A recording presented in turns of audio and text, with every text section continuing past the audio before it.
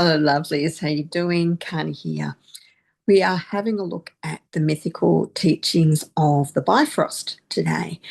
And I just wanted to share why I incorporated the Bifrost. I'm doing this as a slideshow, but I'm going to begin with talking about it.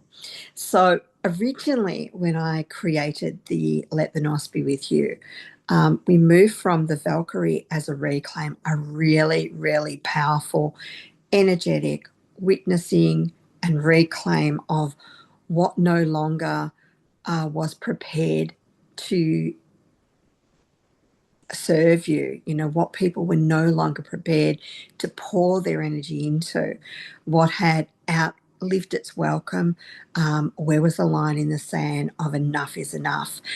And the next archetype that I was going to have a look at was Odin. And as I began working with Odin, and Odin is the all-seeing, I realized that it was too big a jump. I could feel it within my energetic body. And so I took some time out and I tapped into spirit and I asked, what do I need to do? What do I need to have a look at in order to make this more fluid? And what I was told was I needed to go back and have a look at the rainbow bridge. I needed to bridge the two archetypes and bring in the Bifrost. And so that's exactly what I did. And so this video is actually an explanation of why the Bifrost is so important as an energetic reset before we begin doing the work. And this is generally in the healing process, the place where people will get most stuck. So a lot of people will do the Valkyrie type behavior, even if they don't do the course, put the line in the sand, say enough is enough, and then they will just recycle that again and again and again. This actually takes you into a nervous system reset that then gives you the capacity to be able to move forward differently. And that's why it's so powerful. And so here we begin with the mythic teaching of the Bifrost. So Bifrost is the perfect bridge. Bifrost is not just the road to Asgard. It is a testing ground of frequency. In Norse cosmology, Asgard is not reached by effort, worthiness, or desire. It is reached by alignment. And that is why Bifrost is the ideal bridge between the Valkyrie, which represents readiness, protection, survival, and clarity, Odin, which represents truth, sight, wisdom that costs something. The Bifrost fits this transmission because the Bifrost burns those who cross it unprepared. That alone tells us everything. Symbolically, Bifrost represents the nervous system, the threshold, the bridge between embodied survival and cosmic truth, the place where ego, illusion, and coping strategies cannot be carried further. The Valkyrie prepares the body in boundaries. Bifrost tests coherence. And Odin only meets those who can stand in truth without armor.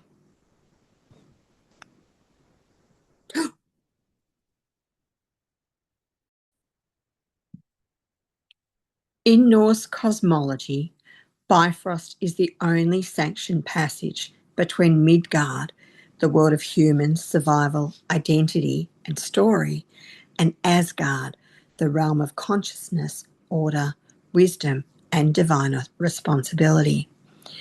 It is described as burning fragile, under weight constantly watched, destined to break at Ragnarok. This alone tells us something crucial.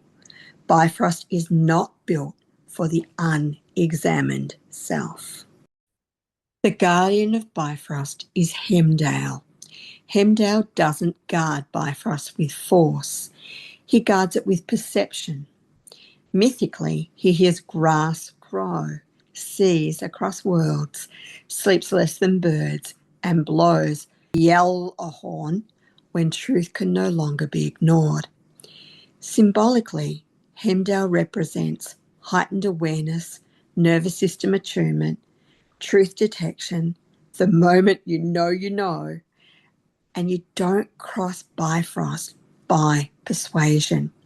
You cross because nothing in you is trying to sneak through. Why Bifrost burns? The myths say Bifrost burns those who cross it unprepared. This is not punishment, it's frequency mismatch.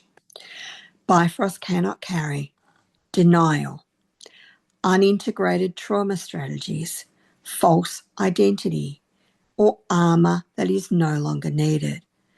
What burns is what kept you alive after it finished doing its job. And that is why Bifrost is after the Valkyrie. The Valkyrie restores choice, boundaries, and survival dignity. Bifrost dissolves the identity built around that survival. And Odin receives those who can see truth without flinching. If Odin came before Bifrost, wisdom would overwhelm the system. If Bifrost came before the Valkyrie, it would re-traumatize. So therefore, the order is impeccable. So the symbol at the top is neuroplasticity in the brain. Why this symbol is so powerful at this point? At this stage, participants have reclaimed agency, stabilised boundaries, exited collapse or freeze, and re-inhabited their body. But what hasn't happened yet is the relinquishing the identity of the survivor, tolerating truth without acting, or seeing without self-judgment. Bifrost speaks directly to this moment because it says, you are no longer fighting. Now you must see who you are without the fight. And this is where many people unconsciously stall in their healing work. They stay Valkyrie forever. They keep the sword. They never cross. So this process gives them the mythic permission to lay down that sword. The deeper initiatory truth is Bifrost is not about ascension. It's about coherence. You don't become better on Bifrost. You become more exact. And Odin only works with those who can hold paradox, those who can see shadow without exile, those who can live with truth once it's known.